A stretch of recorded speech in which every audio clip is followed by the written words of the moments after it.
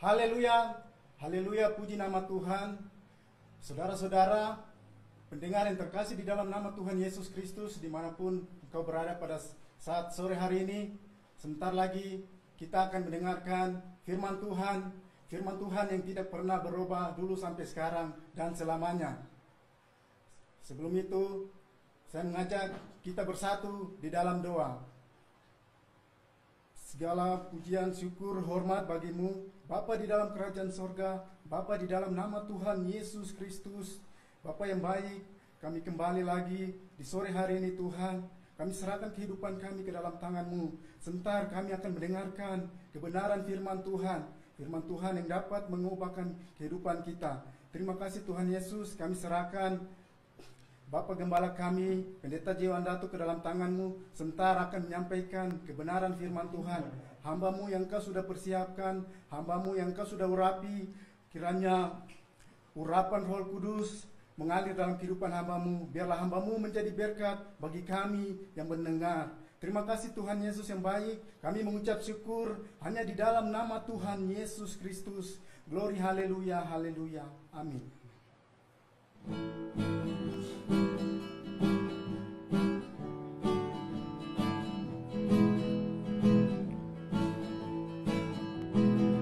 Ada satu sobatku yang setia, tak pernah dia tinggalkan diriku. Di waktu aku susah, waktuku sendirian, dia selalu menemani diriku. Ada satu sobatku yang setia, tak pernah dia tinggalkan diriku. Di waktu aku susah, waktuku sendirian, dia selalu menemani diriku. Namanya Yesus, namanya Yesus, nama Yesus yang menghibur hatiku. Namanya Yesus, namanya Yesus, nama Yesus yang menghibur hatiku.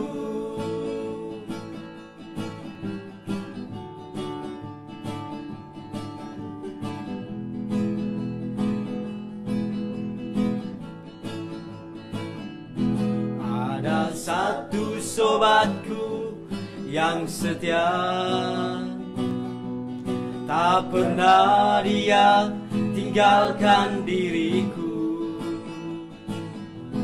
Di waktu aku susah, waktuku sendirian, dia selalu menemani diriku.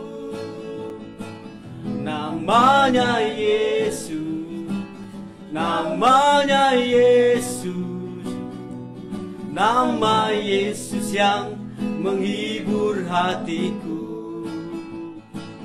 Namanya Yesus, namanya Yesus, nama Yesus yang menghibur hatiku. Nama Yesus yang menghibur hatiku. Nama Yesus yang menghibur hatiku.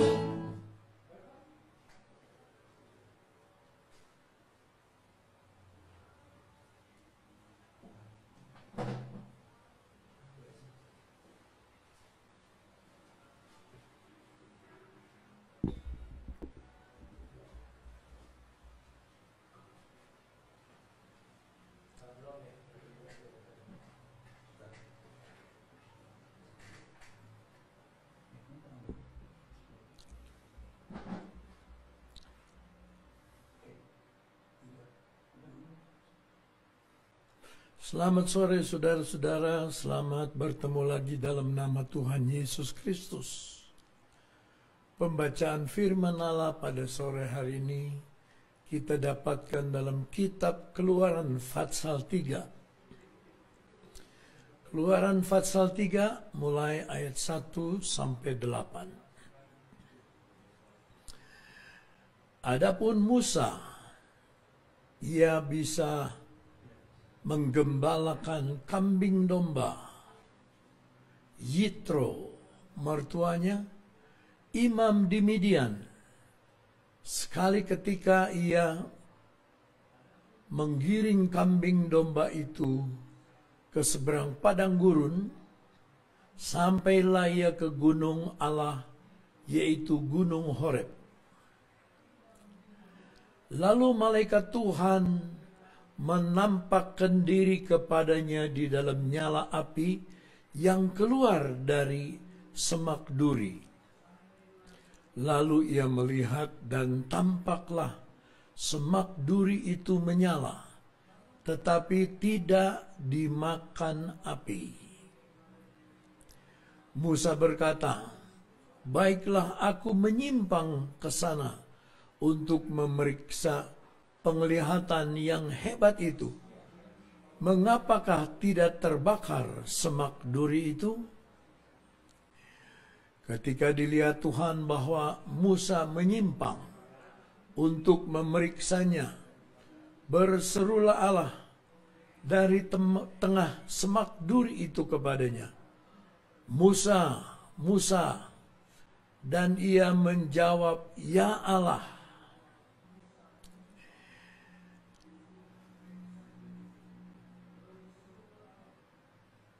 Lalu ia berfirman, "Janganlah datang dekat-dekat.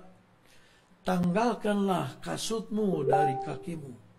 Sebab tempat di mana engkau berdiri itu adalah tanah yang kudus." Lalu ia berfirman, "Akulah Allah, ayahmu, Allah Abraham, Allah Ishak, dan Allah Yakub." Lalu Musa menutupi mukanya, sebab ia takut memandang Allah. Dan Tuhan berfirman, "Aku telah memperhatikan dengan sungguh-sungguh kesengsaraan umatku di tanah Mesir, dan aku telah mendengar seruan mereka yang disebabkan oleh pengerah-pengerah mereka. Ya, aku mengetahui penderitaan mereka.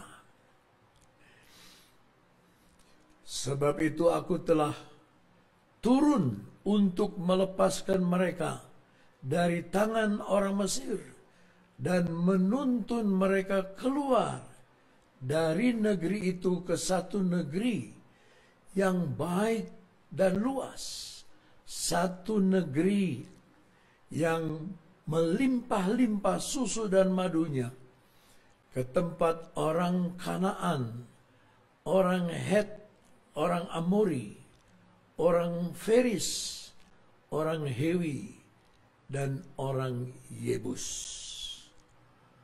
Kita akan konsentrasikan pembacaan ini dalam ayat 7 dan ayat 8, saudara-saudara. Pada saat itu Musa 40 tahun dia lari dari Mesir. Dan selama 40 tahun juga dia seperti dibiarkan Tuhan di padang gurun. Satu kali dia menggembalakan domba sampai jauh ke Gunung Horeb, gunungnya Allah. Tiba-tiba dia melihat satu belukar yang terbakar, tapi tidak hangus. Lalu dia mengambil keputusan untuk melihat, ada apa ini? Belukar terbakar, tapi tidak hangus. Ketika sudah dekat, ada suara dari belukar itu, "Musa, Musa, tanggalkan kasutmu, karena tanah yang engkau injak ini kudus." Lalu dia tanggalkan, Jadi saudara-saudara, Tuhan yang kita sembah adalah Tuhan yang Trinitas. Pertama dia lihat belukar. Belukar itu lambang Yesus. Dan ada api yang membakar belukar.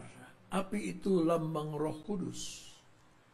Dan suara yang keluar dari belukar itu, itulah suara Allah Bapa. Lalu di dalam ayat ke-7, Tuhan berfirman, Aku telah memperhatikan dengan sungguh. Tuhan yang kita sembah, saudara, yang pertama-tama, dia memiliki mata yang memperhatikan. Dalam bahasa Inggris, I have seen, aku telah melihat, memperhatikan dengan sungguh apa yang dialami oleh orang Israel itu. Terpujilah nama Tuhan karena kita memiliki Tuhan yang memiliki mata. Kita tidak usah mengadu terlalu, sebab Tuhan mengetahui. Dia memiliki mata yang menembus sampai ke dalam hati kita. Tetapi dia bukan hanya Allah yang memiliki mata. Lebih jauh dia berkata, dan aku telah mendengar seruan. Dia juga adalah Allah yang mendengar. Tuhan bukan hanya yang melihat, tetapi dia juga yang mendengar. Dia mendengar segala keluhan. Dia mendengar semua seruan dari orang-orang Israel yang disebabkan oleh pengerah-pengerah mereka, taskmaster mereka, sehingga mereka dianiaya. Mungkin seruan ini tidak nampak, tidak kedengaran oleh telinga manusia, tetapi Tuhan yang kita sembah adalah Tuhan yang melihat dan Tuhan yang mendengar. Dan yang ketiga, saudara-saudara, dia adalah Tuhan yang mengetahui. Aku mengetahui penderitaan mereka. Saudara tidak usah pasang iklan untuk memberitahu kepada Tuhan, karena Tuhan sangat mengetahui penderitaan. Bayangkan 430 tahun dijajah, kerja paksa, rodi, makan ditentukan, makan dibatasi, kerja tidak ada batasnya. Apakah Tuhan tidak tahu? Dia mengetahui. Dia mengenal, dia mengetahui. Jadi kita sudah ada 3 hal. Pertama, dia melihat. Yang kedua, dia mendengar. Yang ketiga, dia mengetahui. Sekarang kita akan baca ayat ke-8. Di dalam ayat ke-8 dikatakan, sebab itu aku telah turun. Berarti Tuhan yang kita sembah, dia bukan Tuhan yang statis. Dia sanggup turun. Dia sanggup turun tangan. Dia turun dari tempat yang mulia. Dia menjadi manusia biasa, taat sebagai hamba, sampai mati di salib. Dia sanggup turun untuk merasakan penderitaan manusia. Dia sanggup turun untuk merasakan kesusahan kita. Dan yang keempat, saudara-saudara, untuk melepaskan mereka. Untuk melepaskan mereka. Kelima ini. Untuk melepaskan. Allah kita bukan hanya bisa turun, tapi tidak bisa berbuat apa-apa.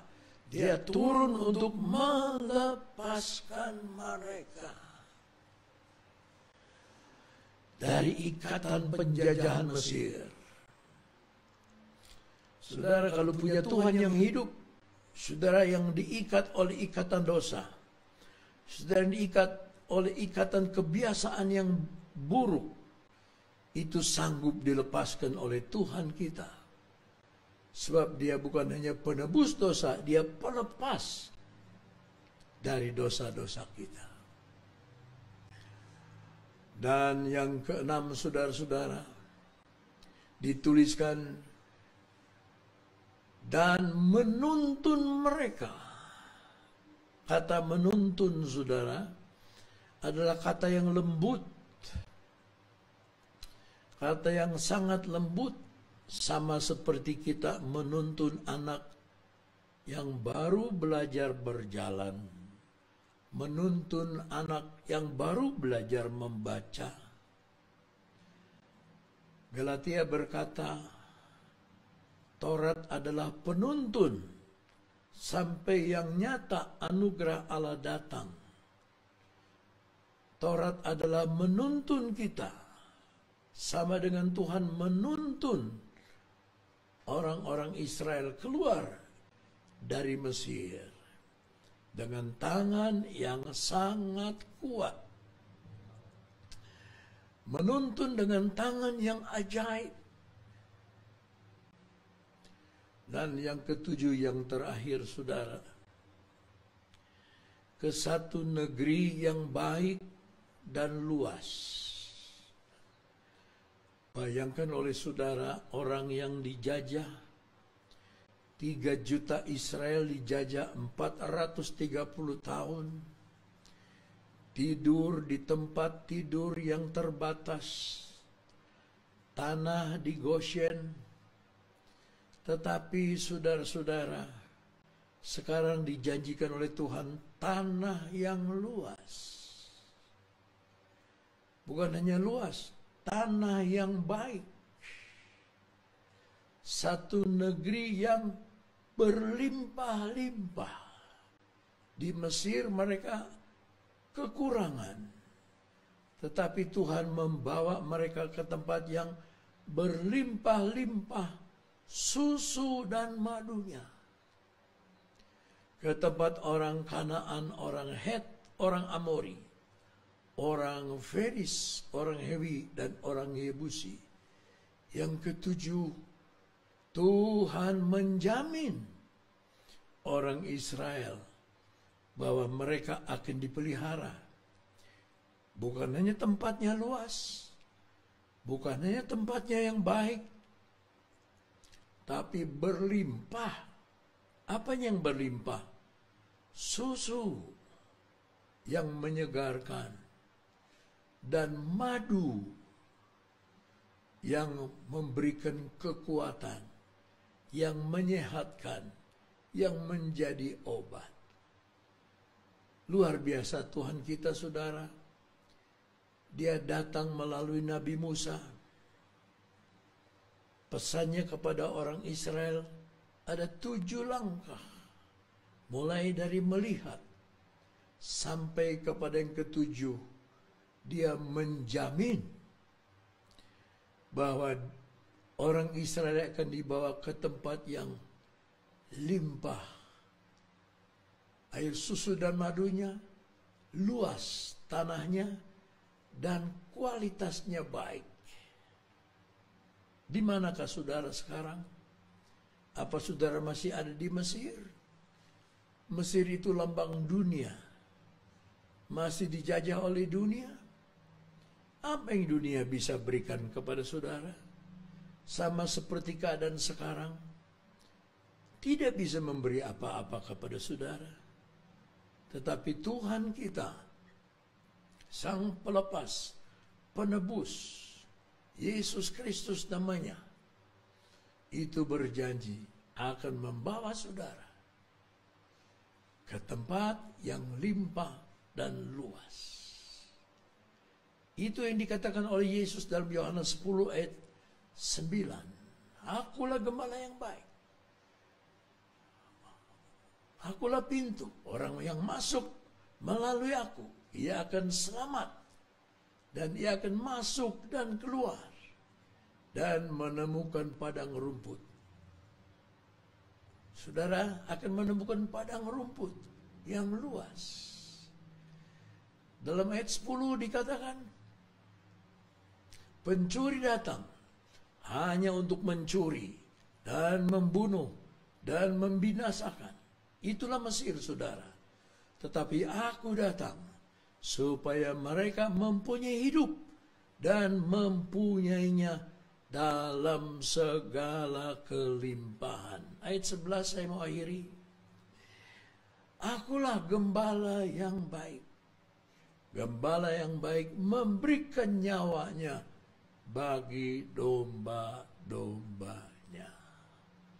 Sekianlah renungan firman Allah sore hari ini, saudara. Ingatlah Tuhan kita bukan hanya melihat, bukan hanya mendengar, bukan hanya mengetahui, bukan hanya turun, bukan hanya melepaskan, bukan hanya menuntun, tetapi juga menjamin saudara hidup dalam kelimpahan. Mari kita berdoa bersama-sama.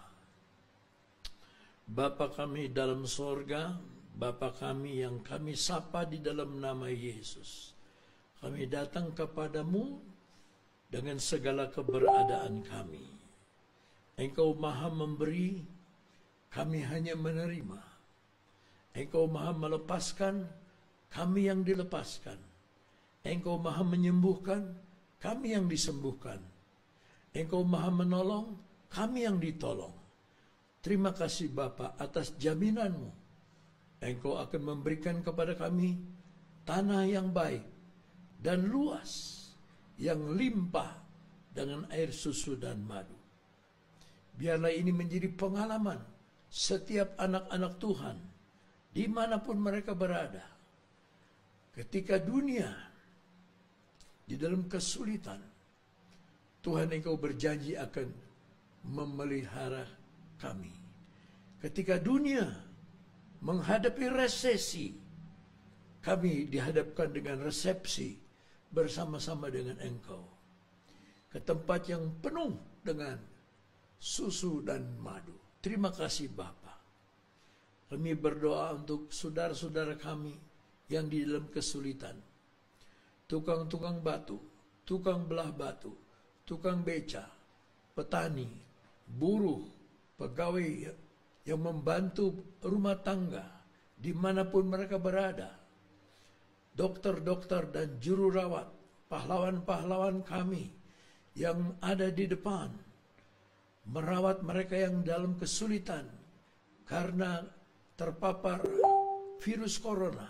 Tuhan menolong mereka, lindungi mereka, cover mereka dengan kekuatan daripadamu. Jaga mereka seperti biji matamu Tuhan. Terima kasih Tuhan, terima kasih.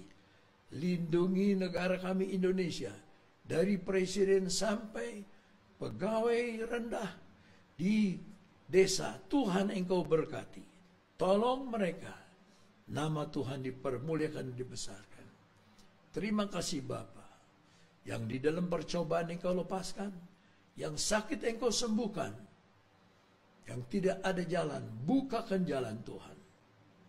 Kami yakin Engkau mendengar doa kami, karena kami alaskan hanya di dalam nama Tuhan Yesus Kristus, Juru Selamat, Penebus kami, yang setiawan. Haleluya. Amin. Sekian renungan firman Allah. Tuhan memberkati saudara. Sampai bertemu besok dalam waktu yang sama. Tuhan Yesus memberkati. Amin.